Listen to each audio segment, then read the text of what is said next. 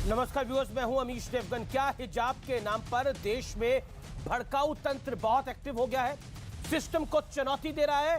शाहीन बाग में मार्च निकाला जा रहा है और इसी बीच प्रधानमंत्री मोदी ने भी हिजाब के मुद्दे पर जोरदार प्रहार किया है।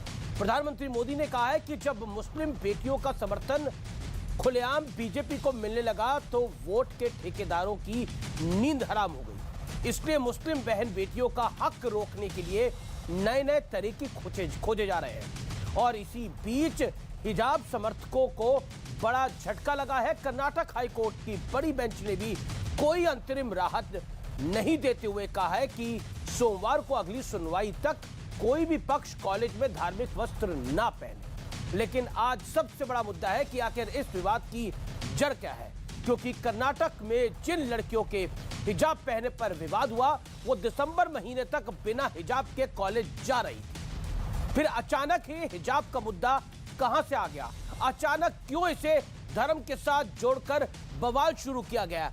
आज हम इस मुद्दे की तह तक जाएंगे और हर झूठ का पर्दाफाश करेंगे, क्योंकि बड़ा सवाल यह भी है, क्या हिजाब के नाम पर मुस्लिम लड़कियों की ठेकेदारी का प्रयास हो रहा है। तो आज इसी पर होगी देश की सबसे बड़ी बहस, हिजाब के नाम पर सियासी नकाब। और कुछ देर में हम पूरे हिजाब विवाद में अब तक का सबसे बड़ा खुलासा लाइव भी करने वाले हैं।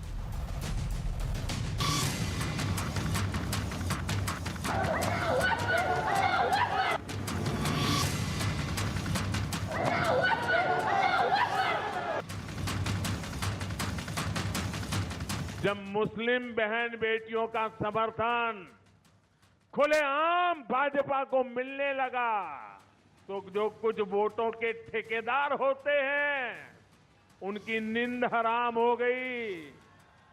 वो बेचैन हो गए। अरे हमारी ही बेटी मोदी मोदी करने लग गई। उनके पेट में दर्द होने लगा।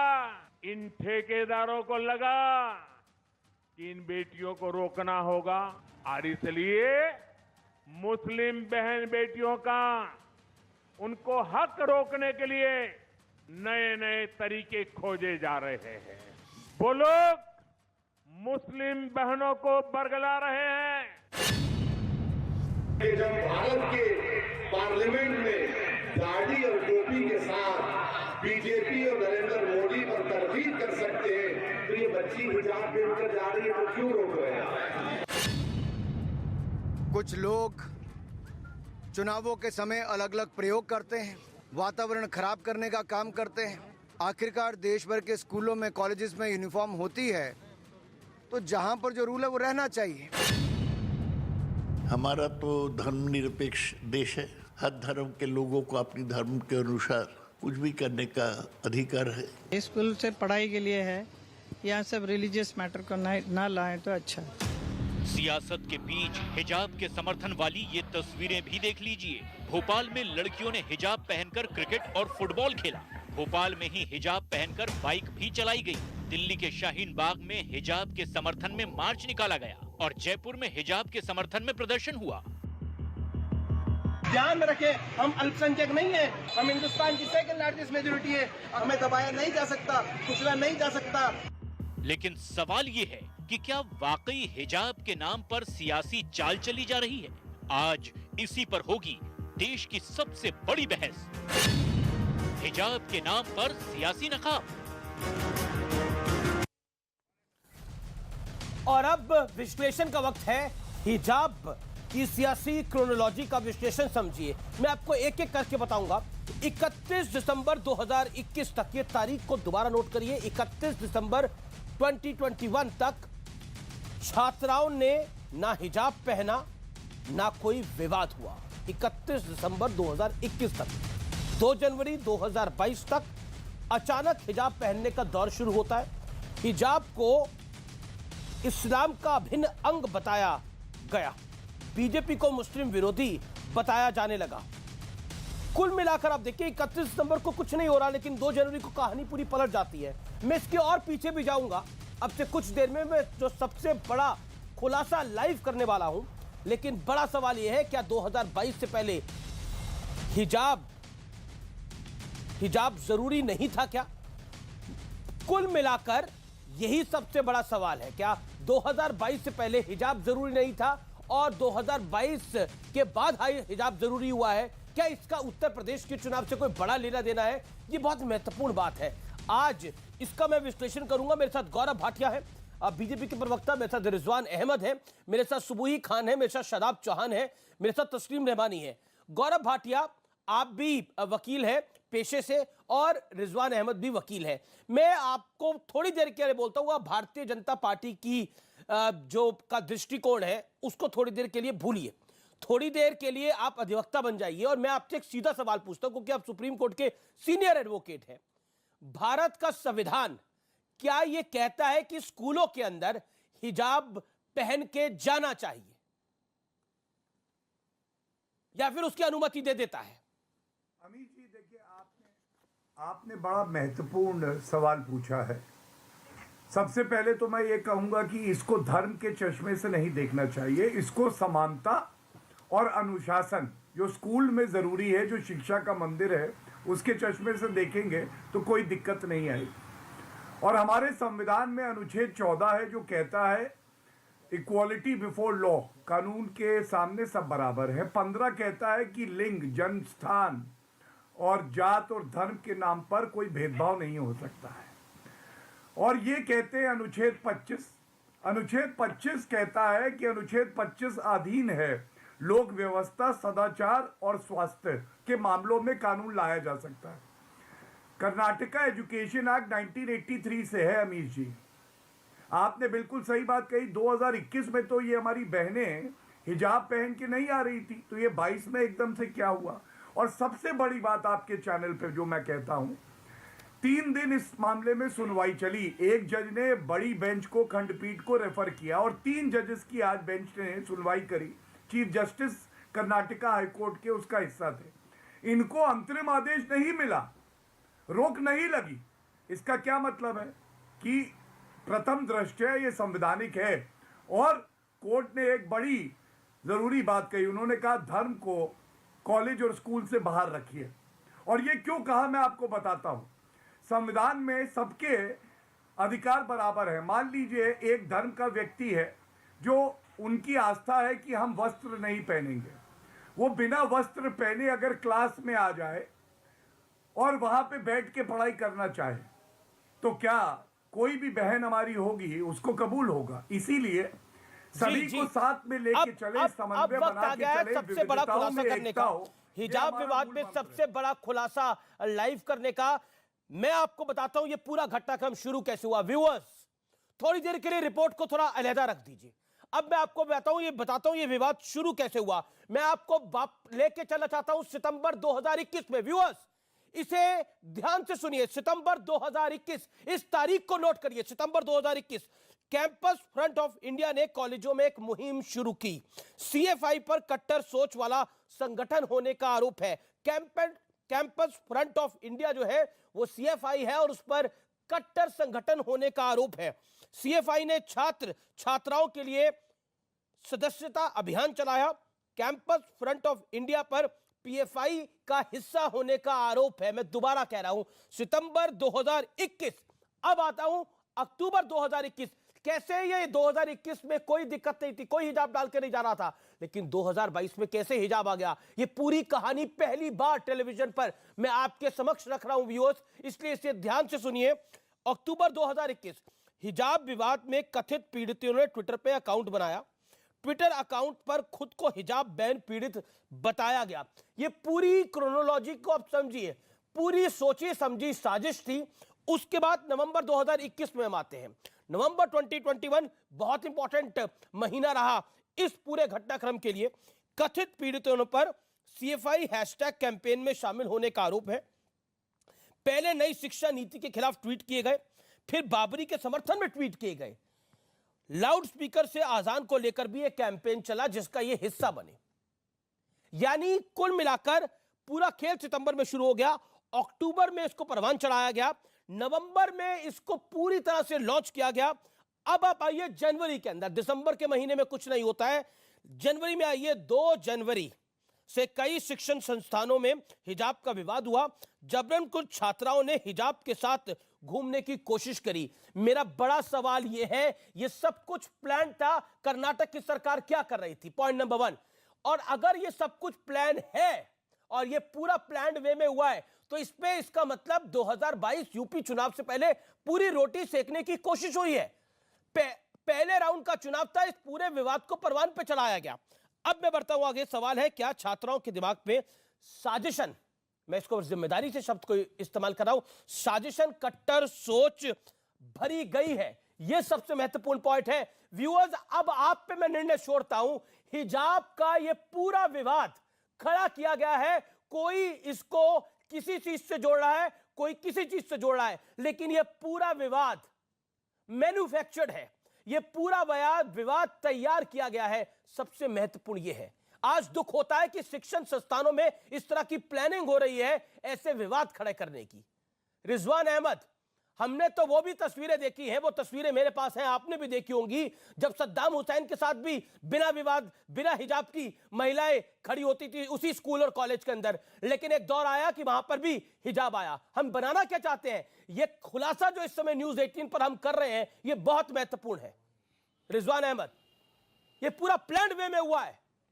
जी हाँ, जय हिंद, वंदे मातरम, अस्सलाम वालेकुम। एक तो बहुत बहुत बधाई जो आपने कि आपके चैनल ने ये रिसर्च किया, हम ना कर पाए, आपके पास सुविधाएं भी हैं और इंटरेस्ट भी है, बहुत बहुत शुक्रिया। सबके सामने चीज़ आई जो देखिए, आपने एक बड़ी अच्छी बात बोली कि सद्दाम हुसैन के टाइम में और अफ़गानिस्तान में हिजाब एक रिवायत हुआ करती थी जो बहुत सेंचुरीज पहले ख़त्म हो गई थी। अगर आप गूगल पर जाके देखें इस्लामिक वर्ल्ड ऑफ 1960 1970, तो हिजाब आपको ना के बराबर देखने को मिलेगा। उन्हीं महिलाओं का मिलेगा जो वाकई ही, जिसको बोला जाता है ना इस्लामिक, वाकई ही मोमिन। एक्चुअली 40 साल पहले मुस्लिम्स को एक आइडेंटिटी चाहिए थी, अपनी एक पहचान चाहिए थी। अब बदकिस्मती हम लोगों की ये है भाई कि research, development, science, scientific contribution, academic contribution, research, universities, Nobel prize winners, ये हमारी कौम पूरी दुनिया में पैदा ना कर पाई। शुरू के अब्बासिद के टाइम पर हमारे ऐसे कंट्रीब्यूशन थे, पर बाद में खत्म हो गए। अब हम लोगों को अपनी एक आइडेंटिटी बनानी थी। अब जैसे ये कैंपस फ्रंट ऑफ इंडिया है, इसने लड़कियों को ये नहीं सिखाया कि बेटा आप लोगों को कम से कम क्लास में शुरू के टॉप 5 पोजीशन में कम से कम 2 या 3 पोजीशन पर मुसलमान लड़की आनी चाहिए। हम आपके लिए कोचिंग करवाएंगे, आप पढ़िए, मेहनत करिए, आईएएस बनिए। नहीं, उनको एक अच्छा तरीका मिला मुसलमान की आइडेंटिटी बनाने का, भैया हिजाब पहन लो और हिजाब के नाम पर बवाल कर दो। और जैसे इन्होंने सीए में किया था, ये हर बवाल में कुछ ये शेरनियां पैदा कर देते हैं। शेरनियां, आहा, सीए के टाइम पर एक दादी पैदा कर दी थी, वो दादी का हल्ला मचता रहा। अब इन्होंने ये शेरनी पैदा कर दी। जब यही शेरनी, अमीश भाई, यही शेरनी शादी के बाद ये कहेगी कि मैं चाहती हूं कि मेरा शौहर दूसरी शादी ना करे, वो शरिया की गलत बात है, तो ये लोग जो उसको शेरनी बना रहे हैं उसको जूते मारेंगे, जूते। उसको भाजपा का दलाल कहेंगे, दलाल। यास्मीन फारूकी कुछ कहना चाह रही है। एक एनालिसिस की है, ये बार बार कैसे बोल रहे हैं, हर कुछ बोले जा रहे हैं। एक एनालिसिस कीजिए, ऐसा करिए, एक टीम बिठाइए और मालूम करिए कि कितने मुसलमान और मर्दों ने शादी कर ली है, 4-4। बात कहाँ की होती है, लेके कहीं जाते हैं। बात हिजाब की है और बात कहीं की कर रहे हैं। जो बात है उस पे, मुद्दे पे बात करिए ना। अच्छा, हिजाब 4 शादियां, 3 शादियां, बात हिजाब की है यहाँ पे, और आप 4 शादियों पे जा रहे हो। मुझे आज से ये एनालिसिस चाहिए कि किस किस मुसलमान आदमी ने 4 शादियां कर रखी हैं। मुझे इसका पूरा डेटा चाहिए। मैंने तो 2 बोला था, आप 4 पे कैसे पहुंच गई? मैंने तो दूसरी बोला था, आप 4 पे कैसे पहुंच गई? बोलने से पहले, अरे मैंने तो दूसरी बोला था, आप 4 पर कैसे पहुंच गई? एनालिसिस कर लें आप तो। मैं तो 5 पे भी पहुंच जाऊंगी। जाइए, आइए, ऐसा करिए, मेरे यहाँ राजस्थान में आइए, मैं आपको बांसवाड़ा लेके चलती हूँ और तब आपको पता चलेगा कि एक एक आदमी के 6-6 बीवियां हैं। आइए बात करते हैं जब पूरा दुनिया भर की आप पर उसके लिए कानून है। अच्छा, आप 2 शादी का समर्थन करती हैं नहीं करती हैं बताइए? आप मुसलमान मर्द की 4 शादी का समर्थन करती हैं नहीं करती हैं बताइए? अरे आप मुसलमान मर्द की 4 शादी 3 शादी का समर्थन करती हैं नहीं करती हैं? नहीं, आपको ऊंचा सुनाई देता है तो क्या? आपने पर्सनल लॉ में इसकी आवाज उठाई? और मुझे वो पर्सनल लॉ में आपने इसकी आवाज उठाई? आप कौन होते हैं? मैं पर्सनल लॉ में आपने इसकी आवाज उठाई? लोग को टारगेट करने वाले हो। बात का जवाब लीजिए, बात का जवाब लीजिए। हंसने से आप क्या पर्सनल लॉ की बात मेरे से क्यों कर रहे हैं? उन लोगों से कीजिए। आप क्या मस्खरे हैं क्या जो हंस रहे हैं? क्या कोई मजाहिया ड्रामा चल रहा है यहाँ पे? आप एक संजीदा मैटर पे बात कर रहे हैं, आप एक संजीदा बहस पे एक संजीदा चैनल पे ऐसा बात है, कर रहे हैं। ऐसा है, ये संजीदा मैटर सिर्फ कर्नाटका के स्कूल का है, ये राष्ट्र का मुद्दा आप लोगों ने बनाया है। ये संजीदा मैटर सिर्फ कर्नाटका के एक स्कूल का है, राष्ट्र का मुद्दा इसको आपने बनाया है, मुसलमानों का मुद्दा इसको आपने बनाया है। ये राष्ट्र का मुद्दा नहीं है, ये राष्ट्र का मुद्दा नहीं है, ये मुसलमान का मुद्दा नहीं है, इसको मुद्दा आप लोगों ने बनाया है। ये सिर्फ कर्नाटका के एक स्कूल का मुद्दा था, एक स्कूल का। आप उसको स्कूल का मुद्दा रहने दीजिए। ये इस्लाम का मुद्दा नहीं है, ये राष्ट्र का मुद्दा नहीं है, इसको राष्ट्र का मुद्दा आप लोगों ने बनाया है। रिजवान अहमद इंतजार। औरत क्या चाहती है आप तय नहीं करेंगे क्या? मर्द तय करेंगे कि कोई औरत क्या चाहती है? वो हिजाब नहीं, बिल्कुल मर्द तय नहीं करेंगे। मैडम सुनिए, बिल्कुल मर्द आपकी जुबान में कोई मर्द नहीं तय करेगा औरत क्या करेगी। बिल्कुल आपने सही कहा, कोई मर्द नहीं तय करेगा औरत क्या करेगी। एक बात मुझे बताइए, स्कूल के अंदर, स्कूल के एक सेकेंड मैडम सवाल तो सुनना पड़ेगा ना। देखिए यास्मीन जी, आपने बोला कि कोई मर्द नहीं तय करेगा। आपकी बात से मैं, आपकी बात को मैं वाज़ेह करता हूं, आपकी बात का मैं समर्थन करता हूं कि कोई मर्द नहीं तय करेगा कि औरत को क्या करना चाहिए, लेकिन किताब भी तय नहीं करेगी। और जो किताब में है नहीं कि भारत के संविधान में क्या होगा। क्या स्कूल कॉलेजों के अंदर कोई रामनामी, सवाल सुन लीजिए मैडम सवाल सुन लीजिए, पूरी ईमानदारी से सवाल सुनिए। पहले आप सवाल सुनिए। कोई रामनामी की चादर डालकर आए और कोई हिजाब डाल के आए, क्या तमाशा बनाना है स्कूल कॉलेज को? क्या करना चाहते हैं आप? रामनवमी की चादर तो क्यों? हिजाब सिर्फ सर कवर करना है। अगर कोई औरत में क्यों हिजाब हो, मुसलमान हो, क्रिश्चियन हो। अच्छा ये बताइए, हिजाब अच्छा सर कवर करना 21 ये दिसंबर 2021 तक जरूरी नहीं था और 2022 जनवरी से जरूरी हो गया। 2021 दिसंबर में भी हिजाब जरूरी होगा ना, 2022 से कैसे जरूरी हो गया? मनीष चिल्लाओ मत। मैं चिल्ला नहीं रहा, सवाल पूछ रहा हूं आपसे। वो एक साल वही जवाब दे रही हूँ। वो 1 साल से ऑलरेडी हिजाब पहन के आ रही थी। नहीं 2 जनवरी पहली बार वो हिजाब डाल के आई। 2 जनवरी को पहली बार हिजाब डाल के आई। मैडम आप चेक करिए, क्रॉस चेक करिए फैक्ट्स को। मैं क्रोनोलॉजी पूरी बता रहा हूं। सितंबर 2021 में पूरा ड्रामा शुरू हुआ, अक्टूबर 2021 में परवान चढ़ा, नवंबर 2021 के अंदर बाबरी के समर्थन में ट्वीट किए गए और जनवरी 2022 2 जनवरी तारीख को नोट करिए और क्रॉस चेक करिए, 2 जनवरी को हिजाब डाला गया। क्यों? अगर हिजाब जरूरी था तो दिसंबर में क्यों नहीं? वो बराबर हिजाब में आ रही थी। नहीं आ रही थी। आप गलत बोल रहे हो। वो अच्छा एक बात बताइए, अब तो कोर्ट ने भी रोक लगा दी है ना। अभी तो कोई धार्मिक कपड़े नहीं डाल के आएगा, ना कोई हिजाब डाल के आएगा, ना कोई भगवा कपड़ा लेकर आएगा। उसको मानती है आप? करवाएगी बीजेपी, जो चाहेगी करवाएगी। उसको मानती हैं आप? बीजेपी के इलेक्शंस हैं, वो बीजेपी के इलेक्शंस हैं वहां की। मुझे एक बात का जवाब दे दो मनीष, कि जहां बीजेपी की गवर्नमेंट है वहीं तमाशे क्यों हो रहे हैं, कहीं और तमाशे क्यों नहीं हो रहे? अच्छा ओके, सुबुई खान का सिर्फ जवाब दे दो। क्योंकि तकलीफ ही वही हो रही है जहां बीजेपी की सरकार है। आप ये कहना चाह रही है मुसलमानों को, आप कह रही है तकलीफ वही हो रही है जहां बीजेपी की सरकार है। सुबुई खान, मैं गौरव भाटिया आपसे जवाब लूंगा। सुबुई खान जी अमीश, सबसे पहले तो मैं इनको ये एडुकेट कर देना चाहती हूँ कि लोकतंत्र में इलेक्शन किसी एक पार्टी के नहीं होते हैं, इलेक्शन पूरे देश के लिए होते हैं। मतदान हमारा एक ना ही सिर्फ अधिकार है बल्कि हमारा कर्तव्य है हमारे देश के प्रति। तो पहले अपनी थोड़ी अवेयरनेस बढ़ाइए। दूसरी बात, जब हम बात करते हैं हिजाब के इशू पे, तो इसमें हमें रिलीजियस पर्सपेक्टिव से अगर हम बात करें आप सवाल तो उठाए, कुरान में कहीं भी मेंशन नहीं है बुर्के का, नकाब का या हिजाब का। बात हुई है सिर्फ अपनी शर्मगाहों को कवर करने की, अपने प्राइवेट पार्ट्स को कवर करने की। तो ये हमारा धार्मिक अधिकार है इस तरह की चीजों को लाकर मुसलमान महिलाओं को वर्गलाने की या भड़काने की या भारत में एक द्विराष्ट्रवाद की भावना जागृत करने की कोशिश न करें। दूसरी बात होती है संवैधानिक अधिकारों की। जी अमीश, दूसरी बात ये लोग करते हैं संवैधानिक अधिकारों की।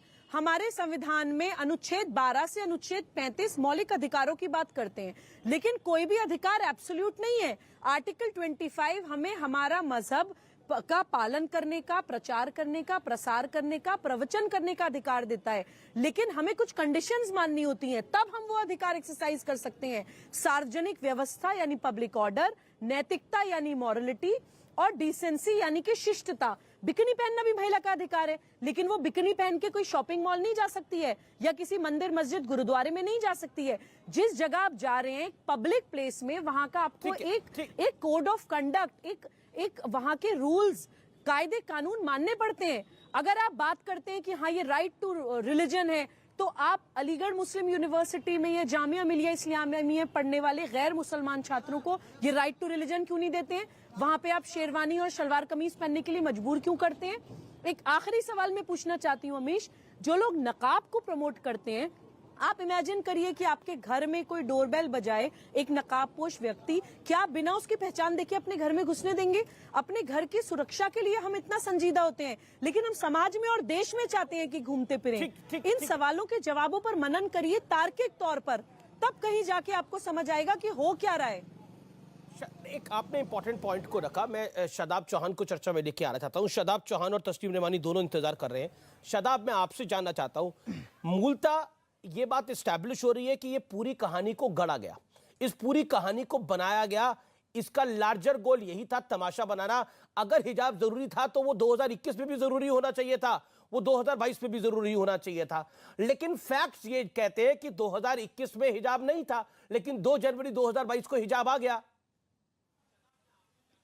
क्या इराक बनाना चाहते हैं अल्हम्दुलिल्लाह आज मैंने अपने सुनिए अल्हम्दुलिल्लाह आज मैंने अपने मताधिकार का प्रयोग करके जन विरोधी, राम विरोधी पार्टी के खिलाफ वोट किया। आप सभी से भी अपील की वोट करिए।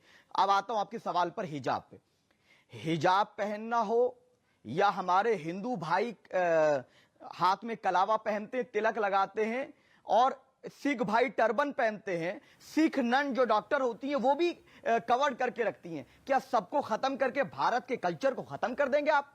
क्या आप ये कह रहे हैं कि कल को कोई बच्चा, सिख बच्चा पगड़ी पहनकर नहीं आएगा? ये कहना चाह रहे हैं आप? क्या ये कहना चाह रहे हैं कि कोई हिंदू बच्चा तिलक लगाकर स्कूल नहीं आ सकता, हाथ में लाल धागा पहन के स्कूल नहीं आ सकता? क्या वो कंडक्ट के खिलाफ नहीं होगा? उस मुस्लिम बच्ची को, उस बच्ची को मैं सलाम करता हूं, गुंडों के खिलाफ बोलिए। सुनिए मैडम सुन लीजिए, अरे मैडम सुन लीजिए, मैडम आप सुन तो लीजिए, आप परेशान क्यों हो रही हैं? आप जवाब सुन लीजिए। मैं जानता हूं आपके दिमाग में नफरत है, आप सुन लीजिए, आप में हिम्मत नहीं है और आप उस बेटी के सामने डर रही हैं, आप उस बेटी से डर रही हैं। उन गुंडों के खिलाफ बोलने की हिम्मत नहीं है आपकी, यूनिवर्सिटी की उन गुंडों के खिलाफ बोलने की हिम्मत नहीं है आपकी। जो गुंडे उस बेटी के सामने खड़े होकर नारे लगा रहे थे, उनके खिलाफ बोलने की हिम्मत नहीं है। हिजाब कोरोना को रोकता है, हिजाब कोरोना को भी रोकता है, और उन गुंडों के खिलाफ बोलने की किसी की मेरे सवाल का देखिए, एक सेकंड गुंडों के खिलाफ। अरे आपको शायद जानकारी नहीं है, जहां भगवान राम के नारे लगाए जा रहे थे, आप वहां की बात कर रहे हैं। उन्हीं लड़कों ने उस लड़की को फिर जाने भी दिया, उन्हीं लड़कों ने लेकिन मैटर वो है ही नहीं। मैटर इस समय ये है, 2021 में हिजाब जरूरी नहीं था, अब हिजाब जरूरी हो गया है। आपने बोला टीका कलावा, टीका कलावा, कलावा तो हम सब डालते हैं, टीका और कलावा और सिख टर्बन। देखिए सिख टर्बन जो है ना, उनके धर्म का हिस्सा है, धर्म का हिस्सा है। हिजाब तो धर्म का हिस्सा भी नहीं है, कुरान का हिस्सा नहीं है ना। होना चाहिए, सबका सम्मान होना चाहिए। सबका सम्मान होना चाहिए। और हमारी बेटियां हिजाब के लिए लड़ेंगी, मुकाबला करेंगे 1000 अमीश देवगन का, मुकाबला करेंगे 1000 नरेंद्र मोदियों का, योगी का, सबका मुकाबला करेंगे। हमारी बेटियां कमजोर नहीं है। अरे हमारी आपको भड़काने का काम है कि आपका समझाने का काम है? अधिकार है। किससे मुकाबला करना है? हिजाब पहनने के लिए कौन मना कर रहा है? हिजाब पहनिए, शॉपिंग मॉल में हिजाब पहनिए, घर में हिजाब पहनिए, हिजाब पहन के सोइए, हिजाब पहन के जाइए। किसने हिजाब के लिए मना करा? लेकिन स्कूल का ड्रेस कोड मानेंगे नहीं मानेंगे? बताइए। अपनी आजादी होगी। स्कूल का ड्रेस ना, क्या आजादी चाहिए आपको? क्या नहीं लागू होगा? क्या कलावा बंद करोगे? क्या टीका बंद करवाना चाहते हैं अमीश देवगन? क्या चाह रहे हो आप? सिख भाइयों के अधिकारों को छीनना चाहते हो आप? क्या हिंदुओं के अधिकारों को छीनना चाहते हो आप? उस बेटी को 1000 मरतबा सलाम। रिजवान और गौरव भाटिया, गौरव भाटिया पहले आप, Gaurav Bhatia reply, Gaurav Bhatia reply, then तस्लीम रेमानी। गौरव भाटिया। देखिए अमीर जी, अभी आपने एक सवाल किया था, ये क्या बनाना चाहते हैं? ये भारत को बनाना, रिपब्लिक बनाना चाहते हैं, और जो भारत बनेगा नहीं, और किताब ही तय करेगी कि बना क्या चुके होगा। हैं आप। लेकिन नरेंद्र वो मोदी, किताब जो है नरेंद्र मोदी संविधान बना की, चुके हैं। प्लीज 25,000 लोग मर गए देखिए, भूखमरी से। एक बात बोलूंगा, छोटे भाई हो, बीच में मत बोला करो, बंदर की तरह मत बीच में उछला करो। तुम्हारी बारी में कोई नहीं बोला, अच्छा नहीं लगता। नहीं, आपका इंसान चर्चा में भाग लेते हैं, तर्कों से एक दूसरे की बात काटेंगे। ये कोई मदारी यहाँ नहीं है, डमरू बजा रहे तो तुम बंदर हो चल रहे। चुप हो जाओ, चुप। नहीं, मदारी उधर मैं बोलूंगा अपनी बात, फिर तुम बोलना। अच्छा लगे। हाँ तो शांत हो जाओ, पहले पढ़ो लिखो, भी पढ़ा रहा हूँ, अभी संविधान पढ़ा रहा हूँ, सुनो। हाँ तो मैं भी छोटा भाई बोल रहा हूँ, मैं छोटा भाई मानता हूँ तुम्हें, बीच में मत बोलो, सुनो। देखिए होता क्या है अमीर जी, ये लोग जब भी कोई बदलाव आना होता है, भारत को आगे बढ़ना होता है, तो हस्तक्षेप करते हैं और रोड़ा बनते हैं, और फिर कहते क्या है, हमारे धर्म में हस्तक्षेप हो रहा है। अरे भैया ये बताओ, इलेक्शन कार्ड बनने हो अमीश जी, तो कहते हैं कि नहीं बनेंगे। मद्रास हाईकोर्ट ने कहा बिल्कुल पर्दा नशी औरतें भी चेहरा दिखाएंगी, क्योंकि सुरक्षा का मामला है, पारदर्शिता का मामला है। जब एयरफोर्स में जाना हो हमारी बहन को, हम चाहते हैं वो रफेल उड़ाए। क्या हिजाब पहन के, नकाब पहन के उड़ाएगी? पाकिस्तान को ठोकने के लिए कहेगी रुक जाओ, नमाज का समय हो गया, मैं रफेल में नमाज पढ़ूंगी? अरे सोचा करिए हम क्या बोल रहे हो। तीसरी बात, सर्वोच्च न्यायालय ने प्री मेडिकल टेस्ट था, हिजाब पहनने की अनुमति मांगने हमारी बहनें गई। सर्वोच्च न्यायालय ने कहा तुम्हारा धर्म इतना कमजोर नहीं है कि एक मेडिकल टेस्ट बिना हिजाब के दोगे तो खत्म हो जाएगा। और ये बात मैं आज समझाना चाहता हूं इनको, हर बात में धर्म ले आना। अरे अगर तुम्हारे हक है तो हमारे भी हक है। आप रोड रोक देंगे, कहेंगे मैं नमाज पढ़ूंगा, हमारे हक का क्या? हम उस रोड से जाना चाहते हैं। सुबह आप अजान पढ़ेंगे, हमारा बच्चा स्कूल जाना चाहता है, उसकी नींद खराब होती है। सबके अधिकार एक साथ चलते हैं, समन्वय बना के। और अंत कर रहा हूं, मैंने एक सवाल पूछा था, एक धर्म विशेष के लोग हैं, उनके धर्म में मान्यता है कि वस्त्र धारण नहीं करेंगे, क्या क्लास में बैठाएंगे उन लोगों को साथ में? वो कहेंगे हमारा धर्म है। कैसे चलेगा देश? आपस में लड़ाई करेंगे। ये लोग दंगे कराना चाहते हैं, इनकी सोच दंगाई है, और जो चुनाव चल रहे हैं उसमें सांप्रदायिकता घोलने का काम कर रहे हैं। और अंत एक और बात याद आ गई, प्रियंका वाड्रा गांधी से कहिएगा स्कूल में बिकनी भारत में नहीं पहनी जाती, इटली में पहनी जाती होगी।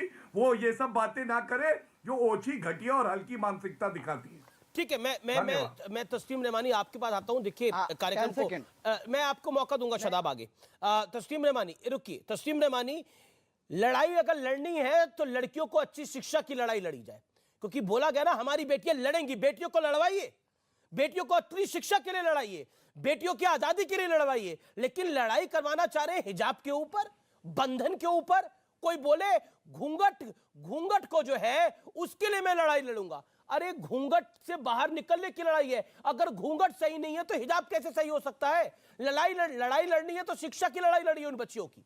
लेकिन आप लोग तो दूसरी लड़ाई लड़ रहे हैं, हर चीज में कॉम्युनल एजेंडा, हर चीज में डिवाइसिव एजेंडा। क्यों तस्लीम रेमानी?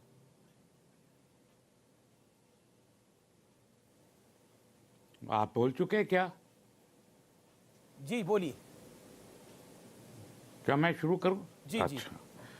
एक्चुअली मसला सिर्फ हिजाब का नहीं है।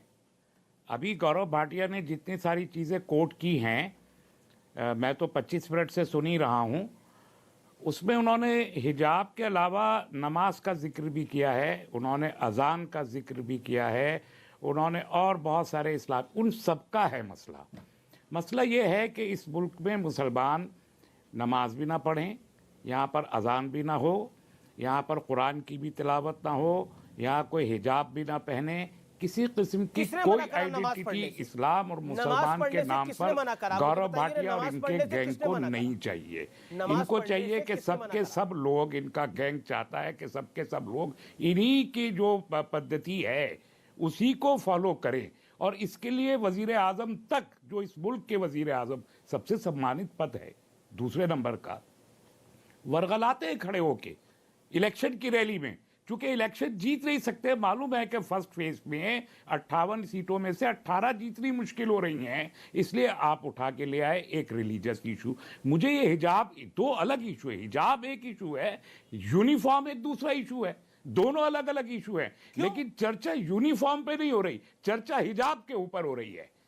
मसला यूनिफॉर्म का है कि यूनिफॉर्म के का पार्ट हिजाब हो सकता है या नहीं हो सकता, वो कोर्ट तय करेगा। मैंने तो तमाम कल भी सब अपने ट्विटर पे भी कहा और सबसे कि कोई आप प्रोटेस्ट में मत आइए, कोर्ट को तय करने दीजिए। हालांकि कोई बड़ा इशू भी नहीं है ये, लेकिन इसको लेकर प्रधानमंत्री पहुंच गए सहारनपुर।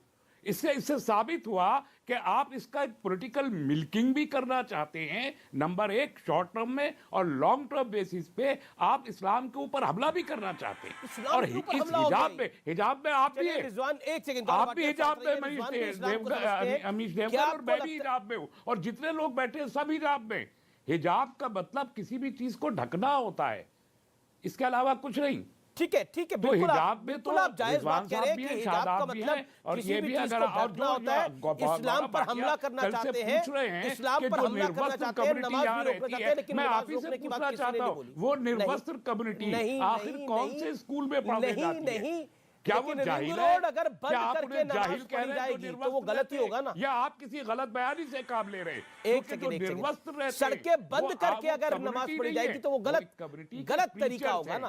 आप पढ़िए नमाज। रिजवान, ठीक है, तस्लीम रहमानी, यू हैव, आपने एक लॉजिकल पॉइंट उठाया। Let me get a answer. Okay Rahmani sahab, there is a time left, अभी आपको समय और मिलेगा। देखिए, आपने बोला, मैंने आपने बोला ये इस्लाम पर अटैक करना चाहते हैं, इस्लाम पे अटैक कर सकते हैं। ओके रिजवान, जवाब तस्लीम रहमानी की बात का। 1400 साल पहले जब बैटल ऑफ सिफिल्स में हजरत अली जीत रहे थे, तो मुसलमान मुनाफिकों ने अपनी ढाल पर कुरान शरीफ की आयतें बांध ली थी कि उनके सीने पर कोई तलवार ना मारे। यह हिस्टोरिकल फैक्ट बता रहा हूं। 1400 साल बाद मुसलमान वही काम करता है। जब मुसलमान की कुरीतियों पर, उसके ऐबों पर, उसकी गलत बात पर सवाल उठाओ तो तुरंत कुरान को, इस्लाम को, हजूर को ढाल बना लेता है कि तुम इस्लाम पर हमला कर रहे हो। अमीर जी, इनकी इस बातों पे ना आइएगा, ये आपको गुमराह करने के लिए ऐसी बातें बोलते हैं। पहली बात। दूसरी बात, मैं रहमानी साहब से एक बात पूछना चाहता हूं। शादाब तो छोटा सा बेबी है, उससे क्या पूछूं? अगर अल्लाह अकबर बोलने वाली शेरनी थी, तो क्या रहमानी साहब ये मानते हैं कि शाह बानो, जो आज से 35 साल पहले सुप्रीम कोर्ट गई अपने हक के लिए, क्या वो शेरनी थी? क्या सायरा बानो, जिसने मुसलमान औरतों को तलाक बिद्दत से निजात दिलवाई, क्या वो शेरनी थी? सीधा सवाल रहमानी साहब से पूछिए, मेरी नजर करके। जवाब देंगे, वो सुन रहे हैं, जवाब दीजिए तस्लीम रहमानी। देखिए रिजवान साहब आधी अधूरी नॉलेज के साथ यहाँ बैठ के आलिम दीन खुद को बताने की कोशिश करते हैं। मैं तो आलिम दीन हूँ नहीं, मैं तो एक पॉलिटिकल वर्कर हूँ, लेकिन चूंकि एक प्रैक्टिसिंग मुस्लिम हूँ, इसलिए इस्लाम के बेसिक टेनेंट्स जानता हूँ। जिस वाक़े का ये जिक्र कर रहे हैं वो तारीख़ इस्लाम का एक वाक़या है, और वो वहाँ पर नेज़ों पे कुरान उठाया गया था इसलिए कि जंग रोकना चाहते थे। इसलिए नेज़ों पे ये गलत बयानी से काम ले रहे हैं और अपने हिसाब से उसको ट्विस्ट कर देते हैं। इस्लाम अच्छा, खतरे में कभी नहीं था, आज भी शेरनी नहीं। थी या गौरव नहीं भाटिया थी? क्या इस्लाम खतरे में लाएंगे? नरेंद्र मोदी जी क्या इस्लाम खतरे में? मोहन भागवत क्या इस्लाम? ये इनके बस की बात सायरा नहीं है। बानो, शाह कभी बानो शेरनी या तो है या मंगोल नहीं और है? तातारी इस्लाम को खतरे में नहीं ला सके। ये रिजवान और ये सायरा बानो ये या शाह गौरव बानो भाटिया, शेरनी है या मोदी नहीं जी है? और भागवत ये क्या लाएंगे? इनके बस की बात नहीं है। वी सायरा बानो या वो शाह एक बानो truthful शेरनी है या religion नहीं और है? सच कभी बढ़ता नहीं है। सच कभी कोई नहीं मार पाता है। सायरा बानो चाहे और शाह जितनी बानो गलत बयानी शेरनी से है काम या करें, नहीं है? मेरे सवालात गौरव भाटिया से थे कि वो जिस निर्वस्त्र कम्युनिटी की बात कर सायरा रहे बानो थे, और क्या शाह वो बानो कम्युनिटी इस देश में शेरनी है या जारी नहीं जा रही है? है? या वो अरे किस जवाब कम्युनिटी दीजिए की ना तस्लीम हुकूमत रहमानी। है? सायरा बानो सायरा या बानो, शाह सायरा बानो बानो, शेरनी है, है या शेरनी नहीं है? मानते नहीं मानते? जरा बताएं उस कम्युनिटी का नाम। अरे कमाल है, मतलब इवेट कर रहे हैं क्वेश्चन कंप्लीटली। एजुकेशन नहीं, रहमानी साहब, आप रहमानी साहब, सायरा बानो, शाह बानो शेरनी है या नहीं है? इधर उधर मत दौड़िए।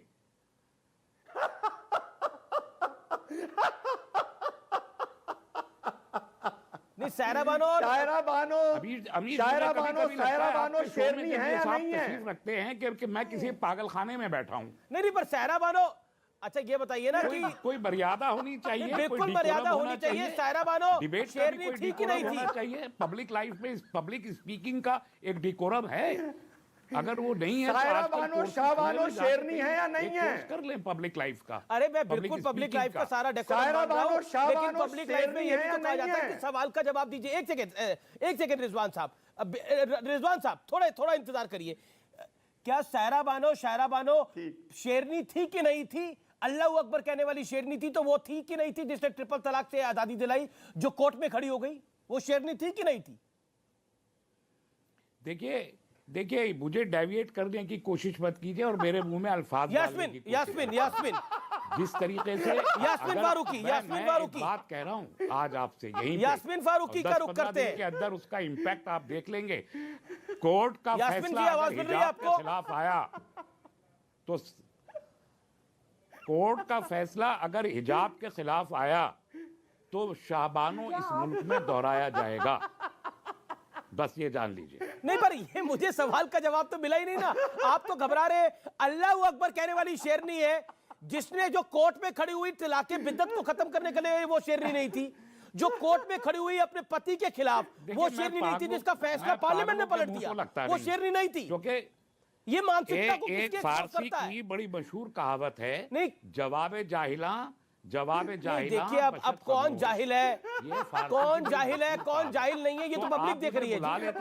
कौन जाहिल है, कौन जाहिल नहीं है, पब्लिक देख रही है, कि मुझे देश देख रहा है। पढ़े लिखे लोग होते होंगे आप। नहीं, पढ़े लिखे, लेकिन आप अच्छा, आप इसमें अनपढ़ वाली क्या बात है? तो मैं इसमें अनपढ़ वाली क्या बात है? अनपढ़ वाली बात कौन कर रहा है? मैं एक जाहिल आदमी का क्या जवाब दूं? और मैंने ये कहा कि कोर्ट का फैसला हिजाब के खिलाफ आया। यूनिफॉर्म हिजाब अलग है, मैं बार बार कह रहा हूं। Uniform Yasmin Farooqui all audios down, Yasmin Farooqui on screen and Subui Khan and Gaurav Bhatia on screen. Okay Yasmin ji, मेरा बड़ा माजरत से आपसे सवाल है और इसका आप जवाब दें, मुझे उम्मीद है आप देंगी। क्या जिसने तलाक़े बिद्दत खत्म कराया, सायरा बानो, वो शेरनी थी कि नहीं थी? क्योंकि अल्लाह अकबर वाली को तो शेरनी कहा जा रहा है। ये लोग मेरी बात सुनिए, बीजेपी वालों का पहला एजेंडा है बात को हटा देना, मकसद से हटके बात करना, और वो इन सब में माहिर हैं। मेरा यहाँ मसला है हिजाब, कौन शेरनी थी, कौन नहीं है, कौन गीदड़ है, कौन क्या है, मेरा मसला नहीं है। मेरा मसला है हिजाब, मेरा मसला है लड़की की तो बात हो रही है, मेरा मसला है उसकी पसंद। मैं हिजाब की प्रॉब्लम की बात कर रही हूँ। वो मेरा मसला है कि उसका पसंद है, उसकी नापसंद है। क्या ये चार लोग बैठ के मर्द ये तय करेंगे क्या ना औरत हिजाब पहनेगी, नहीं पहनेगी, साड़ी पहनेगी, स्कर्ट पहनेगी, शलवार कमीज पहनेगी? ये आप तय करोगे सब बैठ के? ये उसे खुद की जिंदगी जीने दो, उसको ये तय। हिजाब एक कवर करना है, किसी को पसंद है घूंघट में रहना पसंद है, उसे रहने दो। ठीक है, अगर वो जैसे रहना चाहती है, मुद्दों पे से मत हटो। जी यास्मीन जी, आपकी बात समझ वो कह रही है कि औरत की मर्जी है वो हिजाब पहने ना पहने। जी यास्मीन जी ने कहा अब अपनी बात के लिए कह तो रही औरत की मर्जी है हिजाब पहने ना पहने, लेकिन मेरे जैसी मुसलमान महिलाएं जो नहीं करना चाहती हैं हिजाब, अपने बाल खोलना चाहती हैं या फिर अपनी मर्जी से हिजाब करना चाहती हैं, प्रॉपर जगह पे हिजाब करना चाहती हैं, सिर्फ नमाज आपके बाल किसने बांधे? पब्लिक लाइफ में नहीं करना चाहती, उनको ये लोग काफिर बोलते हैं, उनको ये लोग कहते हैं कि ये तो मुसलमान ही नहीं है, ये तो मुसलमान ही नहीं है।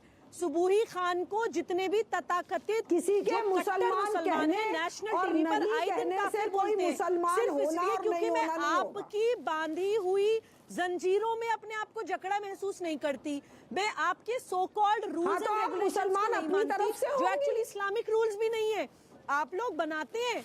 अमीश एक उदाहरण दे रही हूँ, अभी सामने चुनावी मंच चल रहा है आपका न्यूज़ 18 का, ठीक है, मेरा रिलीजियस फ्रीडम है, क्या मैं वहाँ पर जाकर कुरान की तिलावत करने लगूं? पे मत थोपो, एक कोड ऑफ कंडक्ट, कोई रूल्स एंड रेगुलेशंस, कोई पब्लिक डेकोरम, अभी रहमानी साहब बात कर रहे थे। Yasmeen all audios down, PCR all audios down. एक सेकंड सुबुई खान, एक सेकंड। यास्मीन आपसे मेरा सवाल है, यास्मीन को स्क्रीन पे रखिए, यास्मीन को स्क्रीन पे रखिए।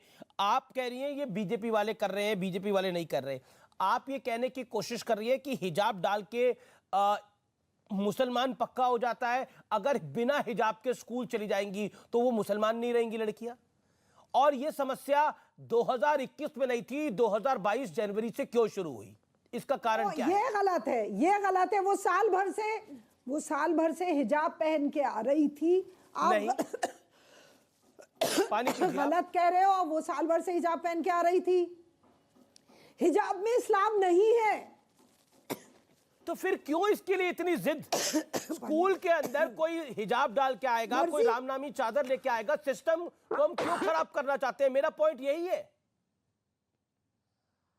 बीजेपी वाले, अच्छा ठीक है, आपको लगता है बीजेपी वाले ऐसा कर रहे हैं? वाले क्योंकि इशू बना रहे हैं। गौरव भाटिया, बीजेपी वाले ऐसा कर रहे हैं, ठीक है, आपने बोला ना गौरव भाटिया, 30 सेकंड में छोटा सा रिबटल, 30 सेकंड गौरव भाटिया। देखिए अमीश जी, आपकी अनुमति हो तो मैं थोड़ा एनालिसिस करना चाहता हूं, क्योंकि ये लोग चाहते हैं कि भारत की जो मुस्लिम बच्चियां हैं ना उनका डायलिसिस हो जाए, और इसीलिए एनालिसिस करते हुए मैं एक बात आपको बताता हूं। और आप सिर्फ ये कहती हैं कि मर्द क्यों तय करेंगे। मैडम थोड़ा धैर्य रखिए, पानी इतने परेशान हो उनके लिए कि आप चाहते हो आप तय करोगे। अरे आप सुनिए, धैर्य कैसे रखें? हमारी बहनें इन्होंने बर्बाद कर दिया हमें। आप अमीर जी शांत करा दीजिए, कैसे उत्तर देगा? अब फिर मैं भी गला खराब है, ऐसे मुद्दे से हट के एनालिसिस तो कर लूं।